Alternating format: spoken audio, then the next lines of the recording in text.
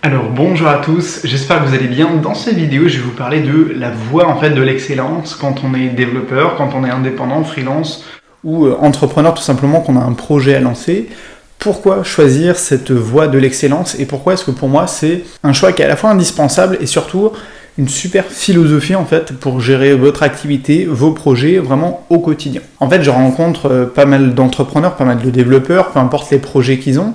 Et évidemment, moi, à titre perso, je suis toujours confronté au quotidien aux choix qui parfois sont un peu binaires qu'on doit faire dans son entreprise, dans ses projets. Est-ce que je dois développer tel produit, telle fonctionnalité, faire tel lancement? Par exemple, prendre une formation à suivre, et moi aussi c'est ce que je fais au quotidien, je pourrais vous en reparler. Et en fait, moi j'aime bien m'appliquer cette règle qui n'est pas une règle que j'ai inventée, c'est toujours me dire, ok, est-ce que quand je suis cette voie-là, je me rapproche de l'excellence ou pas? Il faut bien être conscient d'une chose, c'est qu'au quotidien, quand on est, je veux dire globalement entrepreneur, en tout cas qu'on a des projets à lancer, ce qui est le cas de la majorité d'entre vous qui m'écoutez aujourd'hui, parce que vous avez soit une activité d'indépendant à lancer, et vous faites peut-être partie du pré-lancement de la formation freelance digital, ou alors vous avez des projets d'application que vous êtes en train de lancer, que vous avez déjà lancé, ou vous êtes tout simplement développeur, mais quelque part, soit dans votre boulot, soit dans les projets parallèles que vous pouvez avoir, vous avez cette philosophie du lancement de projet et de l'entrepreneuriat. Et bien pour ça, moi ce que je me dis tous les jours, c'est ok, est-ce que là, quand je fais cette action-là, je me rapproche d'un but et d'un projet qui va m'amener vers l'excellence, et je parle notamment des projets, par exemple, si je fais ma formation, par exemple, si je parle de ma formation Flutter Evolution, est-ce que quand je fais telle action, globalement, je vais aider des clients et je vais les aider à se rapprocher, en tout cas à créer de mon côté le meilleur produit, le meilleur service, et donc me rapprocher de l'excellence.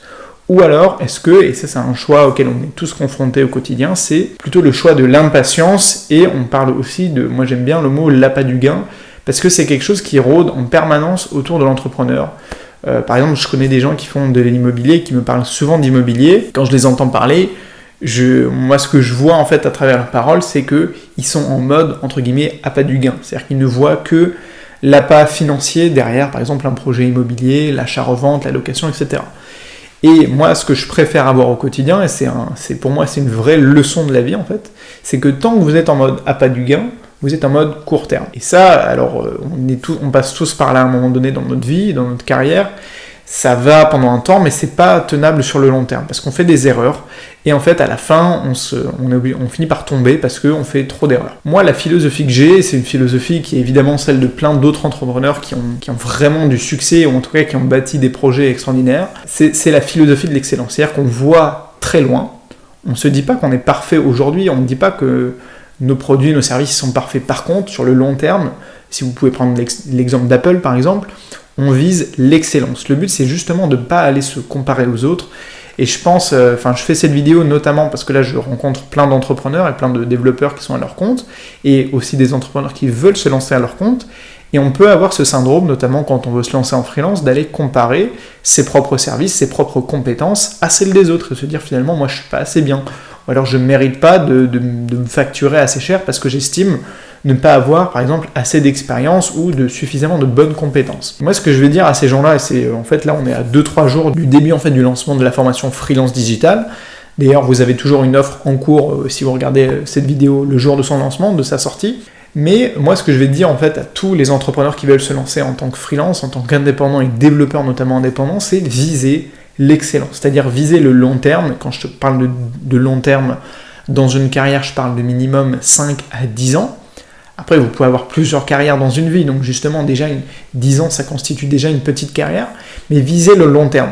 Choisissez un domaine, ça peut être le développement mobile, ça peut être n'importe quel autre domaine, peu importe, mais visez le long terme et visez du coup l'excellence. Au quotidien, on ne peut pas être parfait, vous trouverez toujours des gens qui font mieux que vous, des gens qui font plus rapidement que vous, et des gens qui arrivent à se facturer peut-être, ou à générer peut-être une valeur financière derrière plus importante que vous.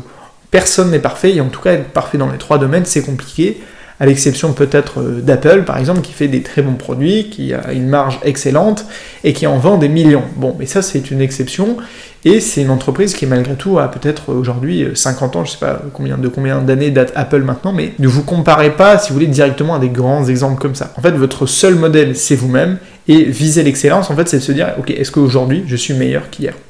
Et au quotidien, ça va vous permettre de prendre des décisions beaucoup plus facilement. Moi, par exemple, ça me permet de dire, ok, par exemple, je vous avais déjà montré l'agenda 110, j'ai eu beaucoup de questions, par exemple, par rapport à cet agenda. Ça, c'est un agenda qui coûte, j'ai plus les prix en tête, là c'est un nouvel exemplaire que je viens d'entamer, donc il est vierge, mais c'est un agenda qui coûte plus de 400 € à l'année, parce qu'en fait je dois le changer tous les 2 mois, et il faut l'acheter, c'est importé du Canada, en plus de ça il y a des taxes douanières, donc j'en ai payé par exemple l'année dernière quand je les ai recommandés, enfin il y a quelques mois. Ça, c'est un investissement sur moi, par exemple sur ma productivité, sur ma confiance, c'est tout l'aspect qu'on appelle le leadership et plus globalement le développement personnel. Mais pour moi, c'est un investissement pour moi. C'est pas directement de la formation informatique, par exemple, que je fais aussi. C'est pas de la formation marketing. Là, c'est un investissement sur moi-même.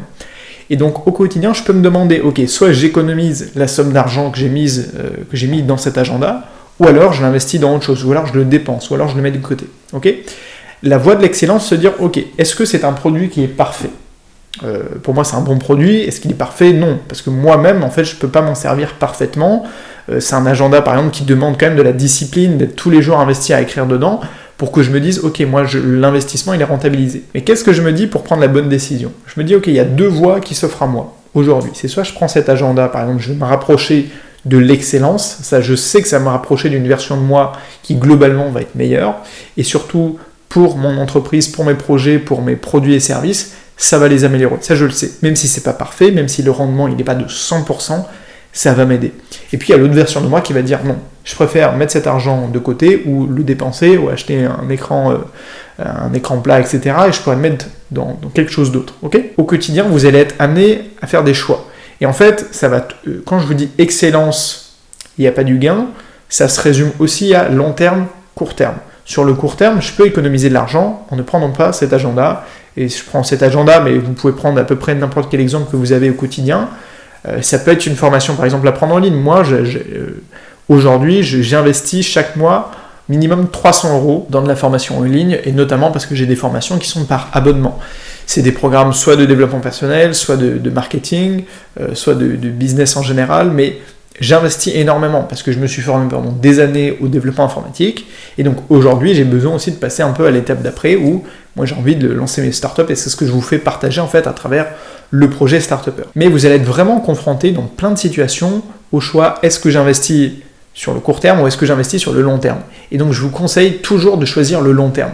Et cette voie de l'excellence, c'est quelque chose qui va vous simplifier en fait la prise de décision et aussi vous rassurer. Parce que quand on est dans l'optique du court terme, on se compare souvent aux autres et souvent de manière négative. C'est-à-dire qu'on va toujours voir les avantages des autres et toujours voir les avantages, nos propres désavantages et nos propres défauts.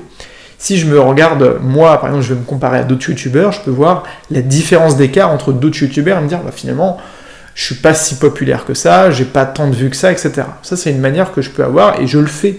Enfin, je veux dire, c'est aussi pour vous rassurer dans le sens où on est tous, à un moment donné, et tous les jours ça revient, être amené à faire ce choix-là. Et moi, ce que je vous conseille, c'est viser l'excellence. Par exemple, pour moi, l'excellence, c'est de me dire, et c'est ce que j'ai fait il y a plusieurs années, c'est ce que j'ai fait, par exemple, il y a plus d'1 an en choisissant Flutter, je me suis dit, je vais devenir un expert dans Flutter.